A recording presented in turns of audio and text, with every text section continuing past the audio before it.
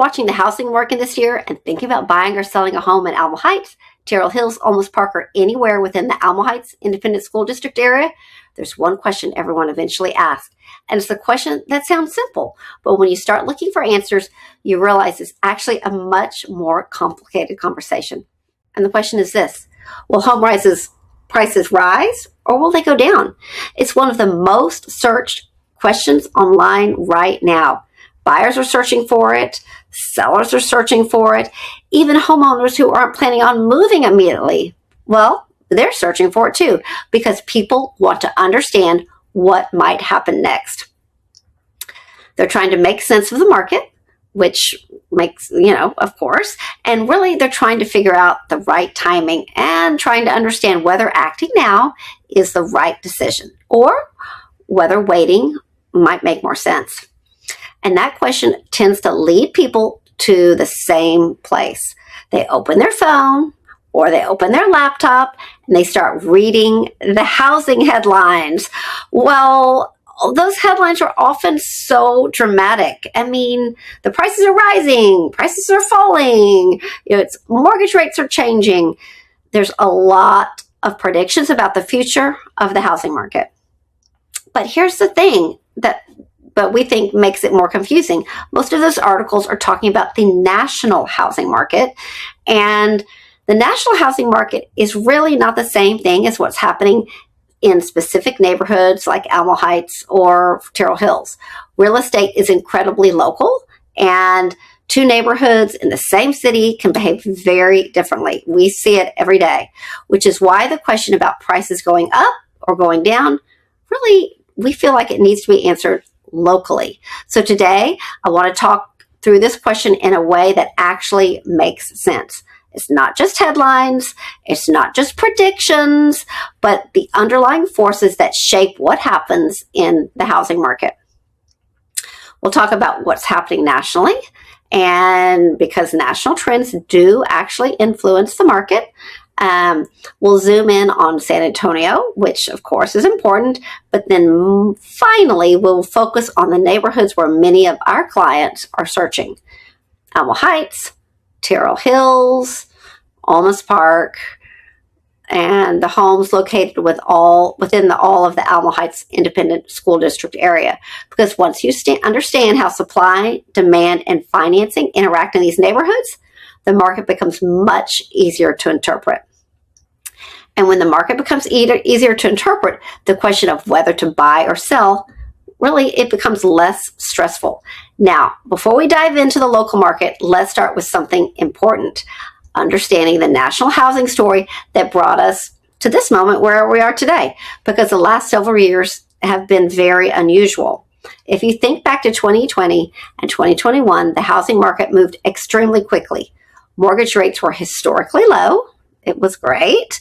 Demand surged, and buyers entered the market in huge numbers.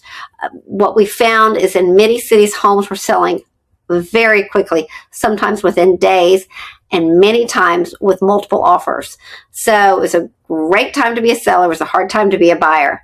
Then the environment actually began to change. Interest rates started rising, and when interest rates rise, the monthly payments increase. So which means buyers can afford a slightly less house for the same monthly payment. That shift naturally slows for some buyer activity, but something else happened at the same time. And this is one of those important pieces of the puzzle that is sometimes overlooked. Millions of homeowners decided not to sell. And when that happened, because those homeowners had mortgage rates around 3%, they decided selling their home and replacing it with a much higher rate didn't make sense, which has created what economists call a lock-in effect. Homeowners, really, they just wanted to stay where they were, and that meant fewer homes coming onto the market. So even though buyer demand cooled slightly, housing supply remained very limited. And when housing supply stays limited, prices tend to remain relatively stable. That's why we didn't see the large nationwide price declines some people expected. Instead, the market gradually shifted into a slower, more balanced environment. Now, as we move through this year, the housing market is continuing to adjust. Mortgage rates have stabilized compared to previous peaks, and inventory has been increasing slowly. Buyers are adjusting to the current interest rate environment, and what all of that means is the housing market is calming down. It's not collapsing, but it's also not exploding. It's just settling into a more normal rhythm. Now, here's where the conversation becomes more local here for San Antonio, because the national housing story doesn't fully explain what's happening in neighborhoods like Alamo Heights or Terrell Hills or Olmos Park. These neighborhoods operate in what we call micro markets, meaning that they have their own supply patterns, their own buyer demand, their own pricing behavior. They're each very unique. Let's start with Alamo Heights. Alamo Heights really is one of the most established residential areas in central San Antonio. The homes here vary widely. Some were built decades ago. Others have been extensively renovated. Many homes have architectural details that buyers really appreciate, and many homeowners stay in those homes for a long period of time, which means the number of homes available for sale is really often relatively limited, and that limited inventory plays a major role in price stability. When there's only a small number of homes available, prices tend to move more gradually. The same pattern appears in Terrell Hills and Olmos Park. These neighborhoods share several important characteristics. They're established, they have distinctive architecture, and they have a relatively small housing supply, which means prices tend to move steadily rather than dramatically. That brings us back to the question that people are asking, which is, will prices go up or down this year? And the honest answer is that most indicators suggest a gradual movement rather than a dramatic change. In other words, modest appreciation is more likely than a sharp rise or a sudden drop. But the most important thing for buyers and sellers is not predicting the exact number. It's understanding the forces that influence the pricing. And those are supply, demand, interest rates, buyer psychology. Those are big ones right there.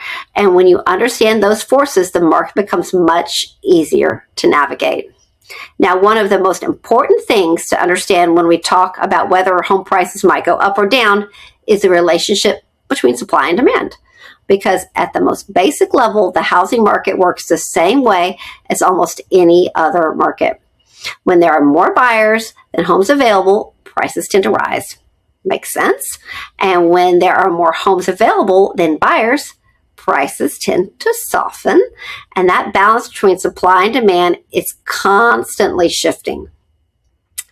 And the interesting thing about neighborhoods like Alamo Heights, Terrell Hills, and Olmos Park is that the supply side of the equation, it actually tends to stay relatively tight. These are not areas where hundreds of new homes are built every year. Most of the homes, really, they already exist.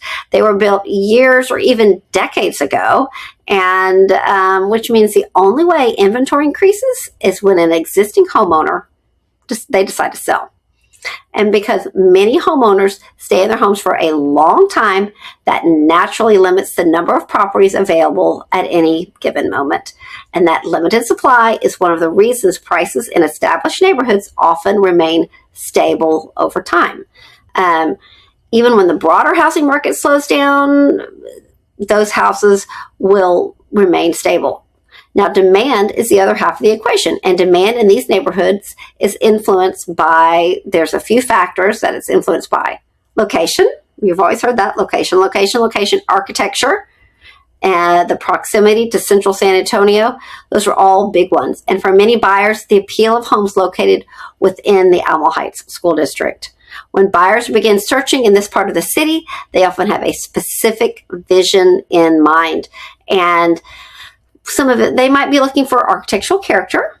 That's a big one. They might want a neighborhood with an established feel, big heritage oaks, beautiful yards, or they may want to be close to central San Antonio, where many of our cultural and professional centers are located. All of those factors contribute to the demand side.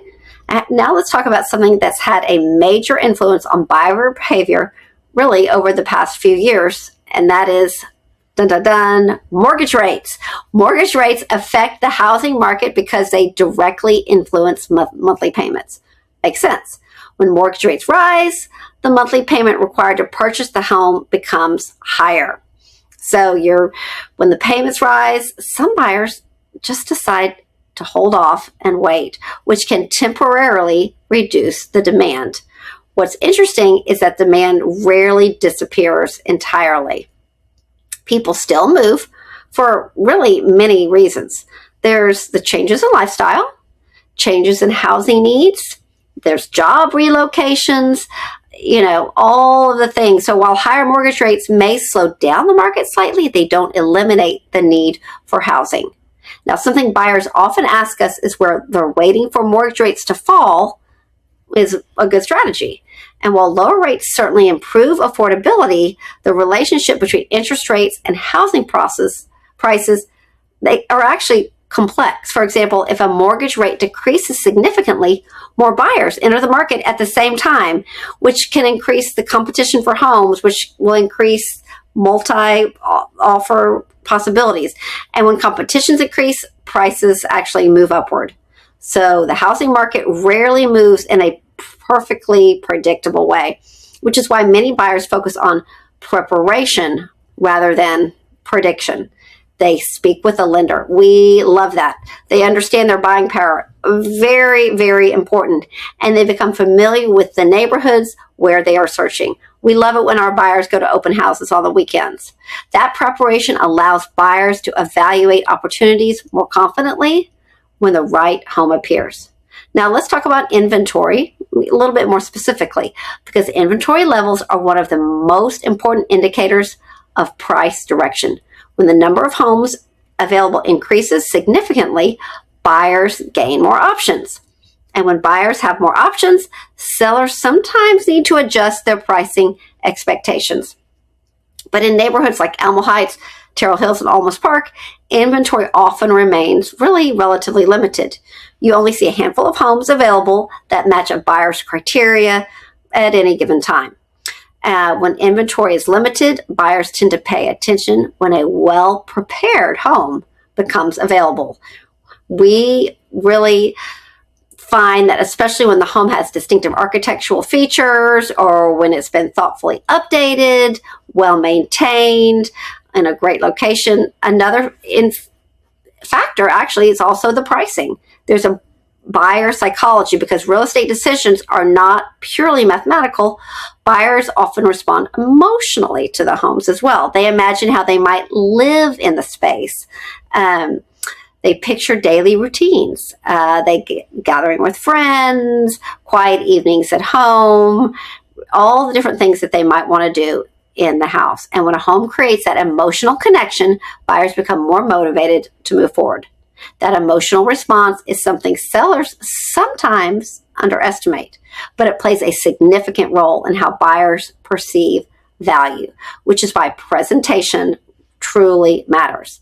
What we're talking about here is lighting, maintenance of the home, the layout of the home. Those are all things that make a big difference. All of those elements influence how a buyer experiences the home when they're seeing it. Now let's bring the conversation back to the simple question. Will home prices go up or will they go down this year? The answer depends largely on how supply and demand evolve over the coming months. I wish we had a crystal ball, but if inventory remains limited and buyer demand remains steady, prices may continue to rise gradually. If inventory increases significantly, price growth may slow a bit, but dramatic price declines in established neighborhoods are historically uncommon unless there's a major economic disruption. More often, the market simply just adjusts. Price growth slows a bit, negotiations become more common, and buyers and sellers find a balance that reflects current conditions. So now something else buyers often ask is whether waiting for a potential price drop makes sense. We hear that a lot. The answer depends on largely personal circumstances, because even if a price drop were to soften slightly, mortgage rates might also change, which means the monthly payment could still remain similar. We like to tell people when it's the right one, we should look into moving forward. We like it when buyers understand their own financial readiness. Have they spoken with a lender? Do they know what their monthly payment feels comfortable for them? Do they understand the neighborhoods where they want to live? So all of those little factors work together. Buyers who have clarity around those questions tend to navigate the market much more confidently. And that confidence becomes especially valuable when a home appears that matches their search. They found the right one, because opportunities sometimes appear unexpectedly. And preparation allows buyers to respond thoughtfully when they do. Now, something else that helps answer the question about whether prices might go up this year is looking at history. Not just what happened last month, but how neighborhoods like Alamo Heights, Terrell Hills, and Olmos Park have behaved over longer periods of time. Because real estate markets move in cycles. Sometimes those cycles move quickly, and sometimes they move a little bit more slowly. But when we look at established neighborhoods over long periods of time, we tend to see a pattern. Prices usually move gradually upward over time. And there may be periods where the market slows. That's normal. There may be short periods where the prices level off. But dramatic long-term declines are relatively rare in areas where demand remains strong and housing supply remains limited. And that's one of the reasons neighborhoods like Alamo Heights and Terrell Hills have historically experienced a relatively stable price pattern. I'm Caroline Deckard with the Park Properties Group at the Phyllis Browning Company. We love helping buyers and sellers in the Tri-Cities and all over San Antonio. So give us a call if you are thinking about listing or if you're interested in learning more about the buying process.